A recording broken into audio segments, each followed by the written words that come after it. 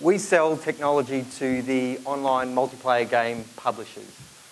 A couple observations about that market. One, it's big. So the example you often hear is World of Warcraft. So 11.5 million users or players paying about $15 or up to $15 a month, which generates about $1 billion for the publisher of that particular game. The other interesting thing about this market is it's changing in a couple of ways which are good for our business. First up, we're really migrating from the old style where teenage boys playing war games to casual games, and a lot of them targeted at kids, that sort of thing. And they're developing a whole lot of them. So as a massive new market for multiplayer games, just in a whole lot of different market segments. The other interesting thing about this particular market is it's becoming very much, like the movies, a hits-based business. So now, instead of spending a whole lot of time developing one particular game, getting it published and gradually building up your users, it's now about publish lots of games, hope that 1 in 10 is successful, and when it is successful, it goes from nothing to lots, bang, really, really quickly. So example of that in China and Japan, a game called Happy Farm, 200 million users, 20 million which are online every day. So big stuff. But there's a problem with how they run these things. So the conventional way of running these things is, if you imagine each one of these little guys here is you and your player, your avatar on the game. Every time he moves, every time you turn this way, that way, goes over there, jumps up like this guy, changes colour, that's got to go up to a big server farm and all the way back down again. And that has a lot of implications for the guys that run these businesses.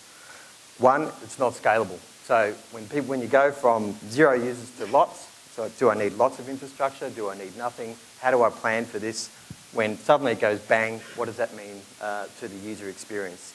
The second thing is it performs poorly because all the traffic's got to go up to the servers all the way back again. And finally, it costs a lot of money.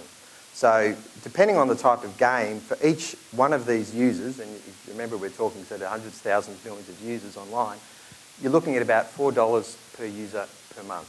So you've even got a moderately successful game with 100,000 users online at one time. You got $400,000 a month that you've got to find to keep this infrastructure up and running. So the bright sparks at NICTA, which is Australia's largest research lab for ICT, came up with a better way. They recognised that about 80% of this traffic doesn't need to go up to the servers. It can be sent directly on a peer-to-peer network to the other people involved in playing the game. You only care about the people that you see in your virtual space.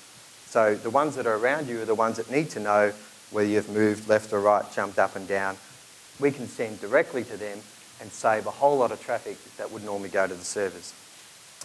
So what that means for the publishers of the games is obviously instant scale. So they don't need to worry about the capacity of the network. As new people join the game, the capacity of the network automatically increases just by virtue of the fact that you've got new people coming onto the game. The performance of the game improves. So we've done a lot of testing to show that the latency of the games is actually a lot better. And finally, lower cost. So before, when they were writing checks for $400,000 every month to pay for our theoretical 100,000 users online, now they can pay maybe $100,000, which, as you can imagine, from our perspective, means they're willing to pay us a significant amount of money for this particular technology. So our business model is around, we've taken this to market as a development environment. They use the tool to build the game, it's integrated into the game. They pay us every month based on the number of subscribers that are actually playing the game. We've only just taken this to market, so the company launched after 5 years of R&D at the research labs. We took this out to market. We don't launch our commercial product until October, but we did release an evaluation version out to the market a few months ago. It's been downloaded over 600 times, and we now have committed users from Europe, US, and China that are developing games based on our technology.